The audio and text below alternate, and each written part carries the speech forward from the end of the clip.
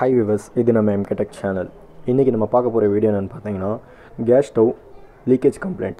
அதாவது customer complaint என்னன்னு பாத்தீங்கன்னா வந்து கேஸ் ஸ்டவ் யூஸ் பண்ணும்போது வந்து இது லீக்கேஜ் ஆகுதுன்னு சொல்லி கஸ்டமர் கம்ப்ளைண்ட் பண்ணிருக்காங்க.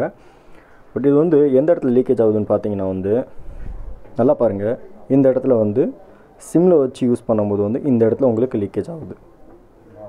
இது பாத்தீங்கன்னா உங்களுக்கு தெரியும். இந்த மாதிரி உங்களுக்கு ஃபயர் ஆகும். இது வந்து யூஸ் பண்ணும்போது மட்டும்தான் ஃப்ரண்ட்டில் உங்களுக்கு லீக்கேஜ் ஆகும். மேக்ஸிமம் இந்த கம்ப்ளைண்ட் வந்து ரொம்ப ரேர் கம்ப்ளைண்ட்டு, நல்லா பார்த்துக்குங்க. இது கம்ப்ளைண்ட் வந்துச்சுன்னா என்ன பண்ணுறதுன்னு சொல்லி பார்த்தீங்கன்னா இதுக்கு வந்து கேட் வால் சேஞ்ச் பண்ணால் போதும். அதாவது வந்து காக், அது பேர் காகுன்னு சொல்லுவாங்க. அதை நீங்கள் சேஞ்ச் பண்ணாலே போதும். அது வந்து இது நார்மல் காக் வராது. இந்த மாடலுக்கு வந்து ஒரு டிஃப்ரெண்ட்டாக அலுமினியம் காக் சொல்லி வரும், அலுமினியம் கேட் வால். ஏன்னா எல்லா ஸ்டவ்வுக்கு இப்போ வர ஸ்டவ்வுக்கு பார்த்தீங்கன்னா வந்து பிராஸ், அதாவது பித்தளையில் கொடுத்துருப்பாங்க, அந்த மாதிரி வரும். இதுக்கு பார்த்தீங்கன்னா அலுமினியமில் கொடுத்துருப்பாங்க.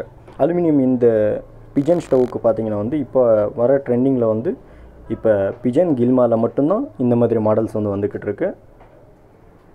ஃபஸ்ட்டு இந்த 2 ஸ்க்ரூவை ரிமூவ் பண்ணிக்கோங்க.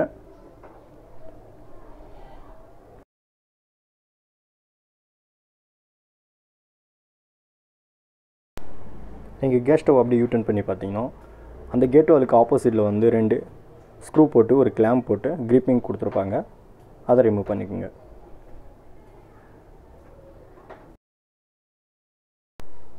மேலே இருக்க 2 ஸ்க்ரூவை ரிமூவ் பண்ணதுக்கப்புறம் வந்து இந்த காகை ஃபுல்லாக கழட்டிட்டு தான் ரிமூவ் பண்ணணும்னு சொல்லிடல. இப்படி இந்த காகை பெண்ட் பண்ணிங்கனாலே உங்களுக்கு காகு வந்து செப்பரேட்டாக வந்துடும்.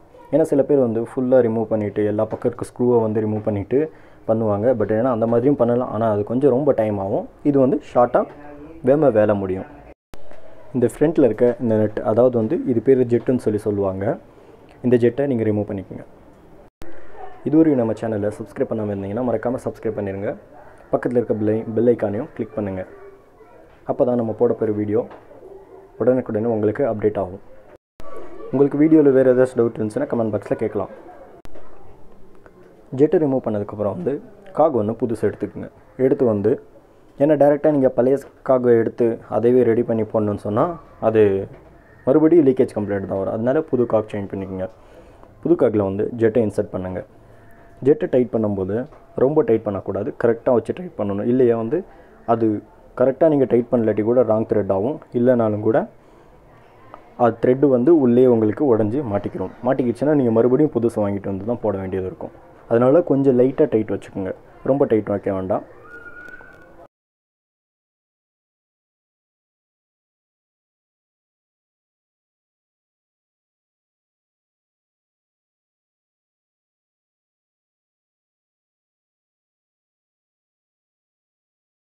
அதே மாதிரி நீங்கள் பழைய காகை எப்படி கழட்டிங்களோ சேம் அதே மாதிரி தான் அப்படியே வச்சு நீங்கள் ப்ரெஸ் பண்ணிங்கன்னா காகு கரெக்டாக உங்களுக்கு லாக் ஆகிடும். லாக் ஆன பொசிஷனில் நீங்கள் பார்த்தீங்கன்னா வந்து அந்த கீழே வந்து ரப்பர் கிளாத் கொடுத்துருப்பாங்க. அந்த ரப்பருக்கும் பைப்புக்கும் சென்டரில் வந்து கேப் இருக்கும். அந்த கேப் வந்து நீங்கள் கரெக்டாக அந்த ஹோலை ஃபுல்லப் பண்ணி அந்த ரப்பர் கரெக்டாக டச் அப் ஆகிற மாதிரி இருக்கும். இல்லையா வந்து உங்களுக்கு அந்த இடத்துல லீக்கேஜ் கன்ஃபார்ம் வந்தே வரும். கரெக்டாக நீங்கள் லாக் பண்ணால் மட்டும்தான் அந்த லீக்கேஜ் உங்களுக்கு வராது. இப்போ நீங்கள் ஆல்ரெடி பழசில் கழட்டி வச்சுருந்த கிளாம்ப், இந்த கிளாம்ப் எடுத்து டைட் பண்ணுங்கள். நீங்கள் டைட் பண்ணும்போது பார்த்தீங்கன்னா வந்து சிங்கிள் சைடில் மொத்தமாக நீங்கள் டைட் பண்ணிடக்கூடாது. ஏன்னா வந்து ஆப்போசிட் சைடில் இருக்க பக்கம் நீங்கள் டைட் பண்ணும்போது ரொம்ப டைட்டாக இருக்கும் உங்களுக்கு. அதாவது வந்து அதனால் இந்த ஃபஸ்ட்டு டைட் பண்ணும்போது வந்து கொஞ்சம் டைட் பண்ணிவிட்டு அதுக்கப்புறம் இந்த பக்கம் டைட் பண்ணும்போது கொஞ்சம் டைட் பண்ணிட்டு அப்புறம் வேணும்னா மொத்தமாக டைட் பண்ணிக்கங்க 2 பக்கமும். இல்லையா உங்களுக்கு ரொம்ப டைட்டாக இருக்கும்.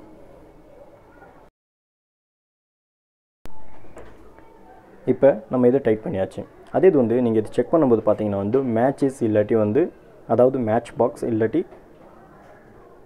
சோப் ஆயில் அதை வச்சு நீங்கள் டைட் பண்ணலாம். இப்போ நான் மேட்சஸ் வச்சு டைட் பண்ணுறேன். சோப் ஆயில் வச்சு டைட் பண்ணிங்கன்னா வந்து அந்த இடத்துல பபிள்ஸ் வரும். அதாவது வந்து நீங்கள் டியூப்லெஸ் டயருக்கு வந்து ட்ரை பண்ண மெத்தேடு சேம் மெத்தேடு தான். அந்த இடத்துல போட்டிங்கன்னா உங்களுக்கு சைடில் உங்களுக்கு லீக்கேஜ் வருதான்னு சொல்லி பபிள்ஸ் வரும். நான் இப்போ மேட்ச் பாக்ஸில் செக்அப் பண்ணேன்.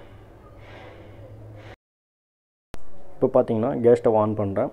ஆன் பண்ணிவிட்டு சேம் நம்மளுக்கு ஃபஸ்ட்டு என்ன கம்ப்ளைண்ட் ஆச்சோ அதோ ஒரு தாட்டி வந்து நல்லா செக் பண்ணிக்கோங்க. ஏன்னா வந்து ஃபஸ்ட்டு நம்மளுக்கு வந்து ஃப்ரண்ட்டில் தான் லீக்கேஜ் ஆச்சு. அதாவது வந்து ஃபுல் ஃப்ளேமில் வந்து உங்களுக்கு லீக்கேஜ் ஆகலை, லோ ஃப்ளேம் வச்சப்போ மட்டும்தான் நம்மளுக்கு லீக்கேஜ் கம்ப்ளைண்ட் வந்தது. அதனால் நல்லா பார்த்துக்குங்க. இப்போ பார்த்தா எந்த ஒரு ப்ராப்ளமும் இல்லை. நான் ஃபஸ்ட்டு சொன்ன மாதிரி தான் நீங்கள் ஃபயர் வச்சு, அதாவது வந்து மேட்ச் பாக்ஸ் வச்சும் செக் பண்ணிக்கலாம். அப்படி இல்லையா சோப் ஆயில் வச்சும் நீங்கள் செக் பண்ணிக்கலாம். சில பேருக்கு பயம் இருந்துச்சுன்னா சோப் ஆயிலை வச்சு செக்அப் பண்ணுறது ரொம்ப பெட்டர்னு சொல்லலாம்.